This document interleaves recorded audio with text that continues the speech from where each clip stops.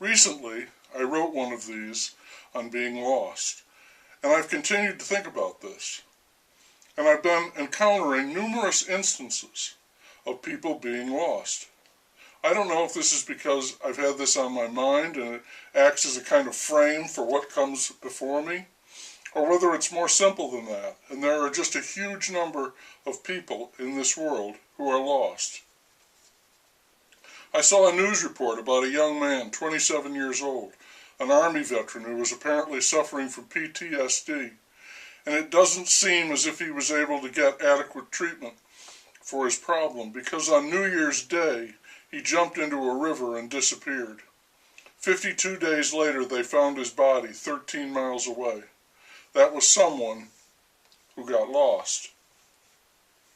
I don't follow the news, but it's still impossible to avoid all the reports of heroin abuse and heroin overdoses in this region where I live. I heard an interview with the county coroner, and she said they couldn't keep up with the deaths by overdose. She needed to hire more staff. 298 people officially died from heroin overdose in the county last year.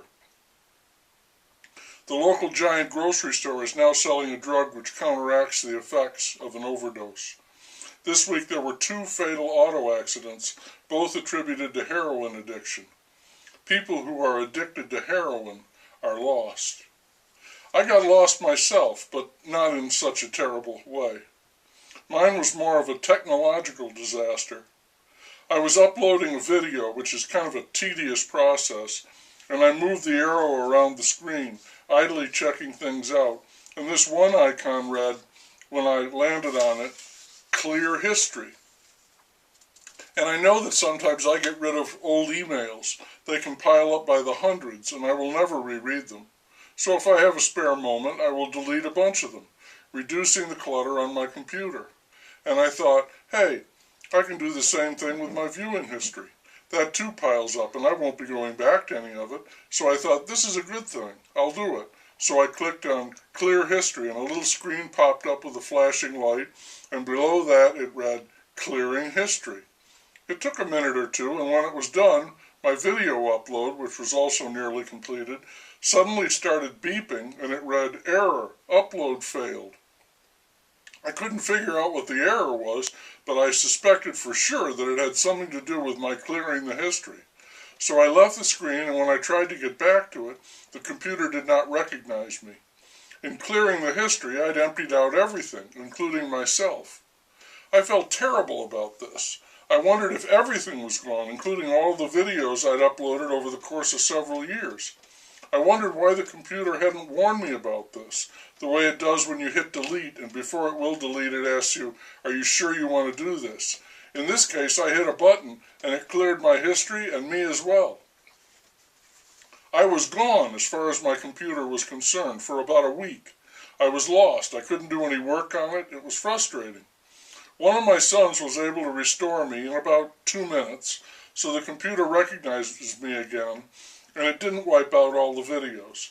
I have a new history which I do not intend to clear. But for a while, no question, as far as my computer was concerned, I was lost. It was not a good feeling. Being lost is more than losing your identity. You lose your ability to function, as well as your reason for being. Being lost empties you out. I decided to watch a movie which I knew had something to do with being lost, The Eternal Sunshine of the Spotless Mind. It's about how life is pure for a baby, but as you grow up it becomes more and more of a mess.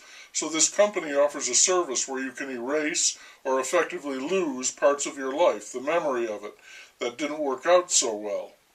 They can wipe your brain clean, bring you the so-called eternal sunshine. Only it turns out that losing parts of your life creates another kind of mess and different problems. At least I think that's the idea. The movie was confusing, and I'm sure the people who made it all think it was brilliant. It came highly recommended, and it's got that bravura title.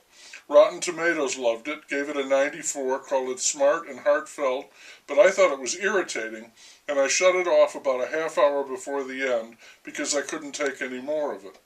Getting lost can be overwhelming. Watching a movie you don't like, that's a different story.